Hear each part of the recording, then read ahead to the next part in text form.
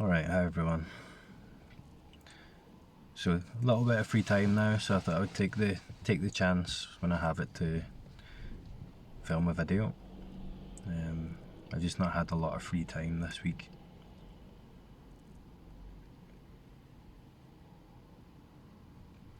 I wanted to talk about the orientation in this, the direction in which inquiry goes and allows us to become this unfolding to become deeper. And it's something that, the mind continues to overlook when it fixates on something that's not here, like a better experience or an awakening event in the future or the past. It's like the mind can only look to confirm something by relating to it about experience. That subjective position of the me relates to its experience, and it can only do that in an objective way. It can only see objects. It can only frame awakening as an object, which appears as a moment in time, an objective experience, an event that has specific qualities. So it's always looking for something. It's always seeking something. Its very substance is presence, that thought. Its very substance is consciousness or awareness, but it can't know its own substance. It can't turn round and look at itself as an object, because it's what's looking. It is the true subject. But it took me many years of various forms of seeking to finally get this orientation, to finally, I'm not going to say understand it, but finally intuit what this is actually about, what direction this inquiry takes, which is simply into presence, into this moment, into what's already here. And that the mind was continually distracting by looking for something else, because it inherently feels that this is not enough, because it doesn't understand it. It just can't understand this. It can't relate to it as an object. It can't look at it and confirm it, because it's what's doing the looking, or you're what's doing the looking. So this orientation into presence isn't something that can be managed in an objective way, isn't something that can be directed in that usual way. It's a letting go. It's a simple relaxing into what's already here, what you are that's already here. So the mind uses language, it uses imagery, it uses objects of knowing. And those objects of knowing appear, change, come and go. But what you are that's looking doesn't change. It's, it can't be found. It's invisible to itself in that way, or invisible to the mind, but it's simply just here. It's simply ever present. It doesn't change and move and morph and shift in that way.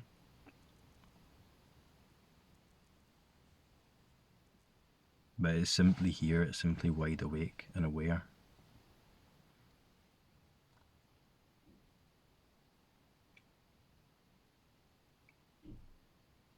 This deepens at some point in ways that I can't explain, but I'm pointing to the kind of first movement here out of that subjective viewpoint, which relates to an objective world from this position, from this point of view. And it's always moving. It's an activity. It's always going, and then, or what's next. Because like I said, it can't understand this. This is too simple to be objectified.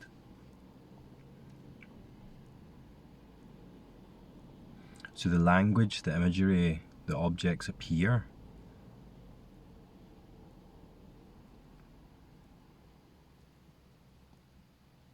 And there's something that seems to be relating to that, recognizing, understanding. But there's something that's not that, but at the same time, all of it. And for that to clarify, that activity needs to calm down enough such that this clarity can shine through as it is,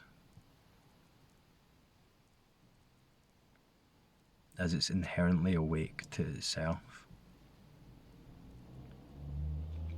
It can't be found by looking for it, but when we stop the looking, when we allow that looking function, that activity of mind to relax, the self-evident, self-confirming nature of this, what is, shines through in experience. But it doesn't shine through as a specific event or something with specific qualities. It shines through as a substance of everything. As all of it, not excluding any of it whatsoever. So for this we need to let go of the language. Forget all language. If language appears, that's not it. That's just a movement within what you are.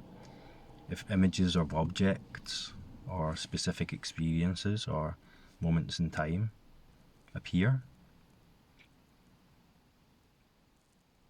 that's not it. But again, it's not separate from what you are. What are you that knows of that? That's simply here.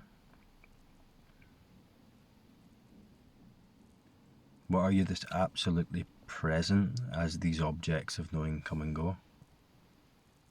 What are you that's the knowingness that is behind all of it? It's so simple, that objective, referential, relational function. It appears within it.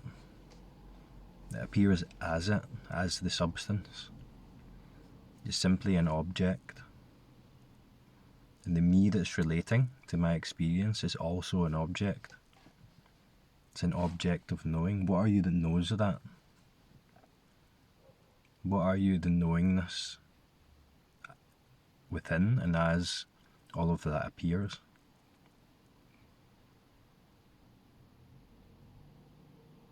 So if you bring our attention to the most obvious experience and let go of all language, what is the most obvious experience right now? And the language doesn't matter. How we relate to it as to know what it is doesn't matter. We can let go of all that and just relax back to what is the most obvious, this, right now. So in doing that, the attention kind of expands out of that relational, subjective view.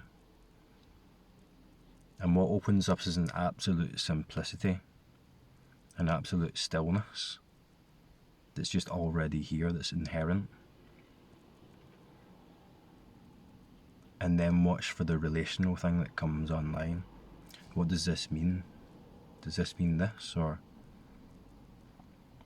trying to relate to experience and understand it in a way that I can know what this is. But we hear frequently that this is unknowable.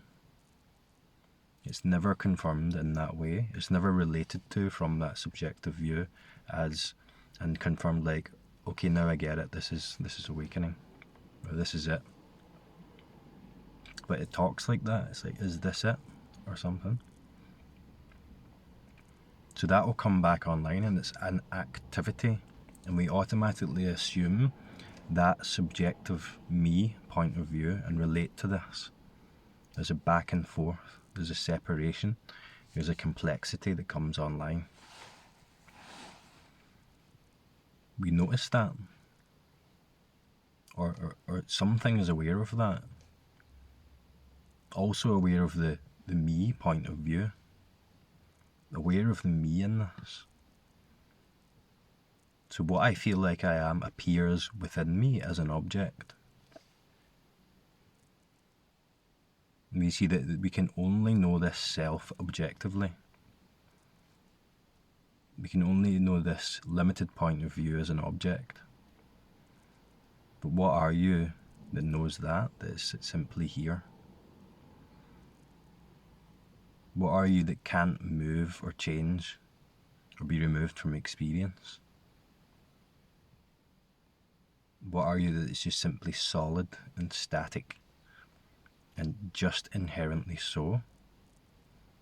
In spite of all the different movements and shapes and forms that the mind takes, in spite of all the language that appears, is there actually any language in this? Or is that added by the mind? If we see in the visual sense some letters, some writing, what is it that allows us to know what that means? There's a mental interpretation being added to the visual image. What if you take away the language from that? What if you take away the objective knowing for that? What's left? What if you remove the symbols and the language from all of this? What's left? It's just an absolute present simplicity that doesn't need to be related to, it doesn't need to be understood, because it's just simply here.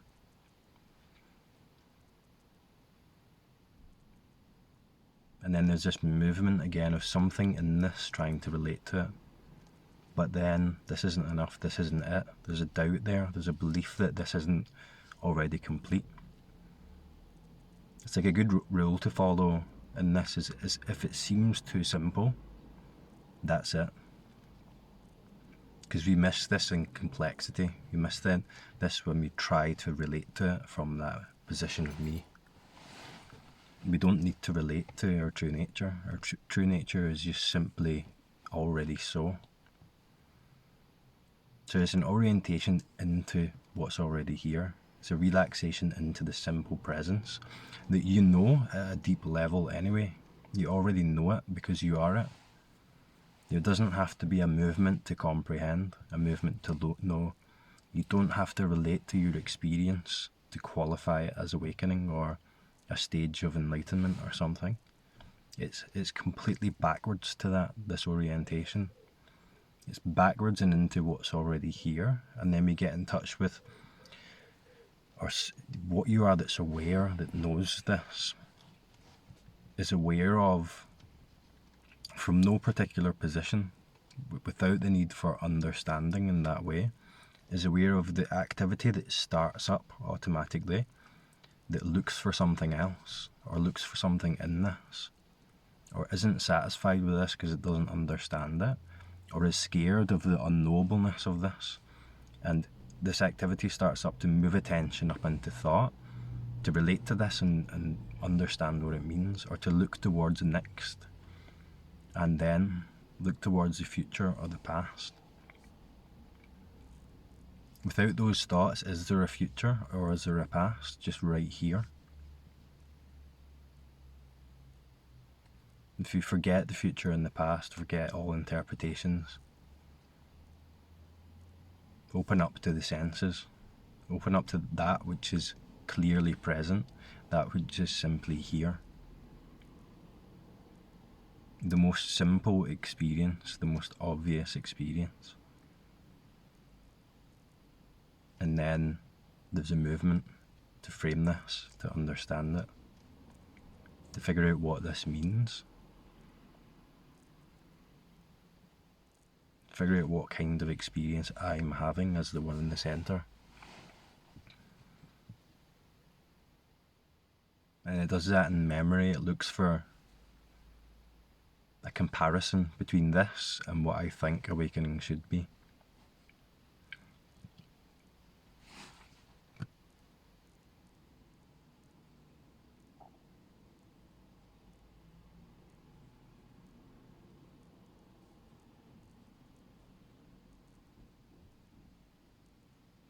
It's set up to avert from the mystery of this, because it can't know it.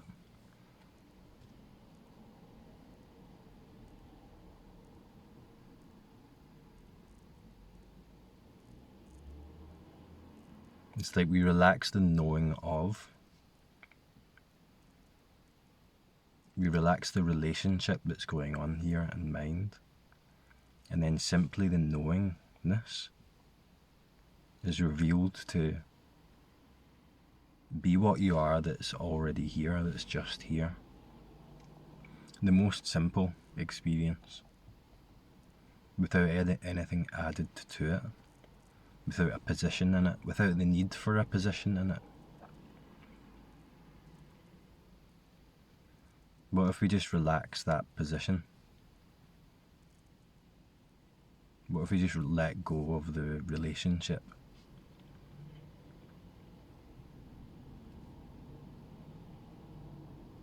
That all of this is already known, that all of this is already complete. Like, we don't have to move away from this.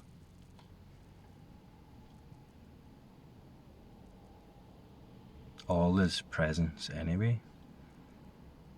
And the thoughts aren't even excluded from that. When the thoughts come back online, that's known as well. That's aware as well.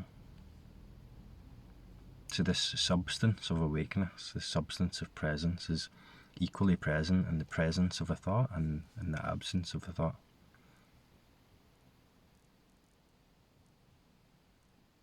It's just that there is this strange illusion in thought, in the thought experience, that makes a suggestion of something that's not here, something that's not present, seem possible.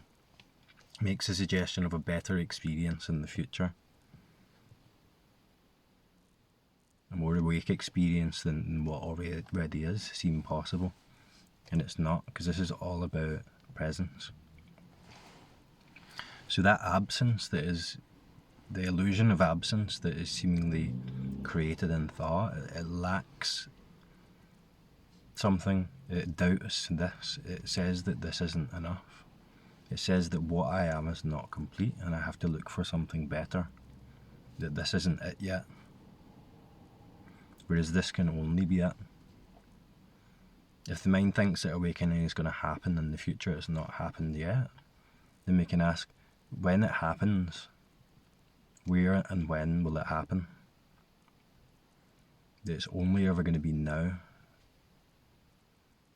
So again, we see that movement away from now to something else. A movement back from this to a subjective point of view that relates to it and trying to figure out what it means. We're like, that's not necessary. We can just let go of that. And we let go of it by seeing that it's clearly that it's happening. Not getting pulled into it, not running with it, not moving away from this, and then seeing that it's never possible to move away from this anyway. That there was never an awakening that had to happen. This didn't have to change. None of it actually did. So that resistance within this is a separate thing in this resisting, relating to the experience and labelling it this or that. It's seen that it's just a thought. It's just one thought that appears now. So we notice that thought. What am I that's here, that's aware of that thought? What am I that's here, that's aware of this relationship going on? That's aware of this point of view, this referring point of view. I can't be that point of view if I'm aware of it. This position of me, this feeling of me, this experience of a self. What are you that knows that? What are you that's aware of that? And there's an awareness that comes and goes, moves and changes. What are you that's here already, that never changes? Anyway, run out of time, but I'll have to do it. Let me know your experiences with the inquiry in the comments, and I'll talk to you next time.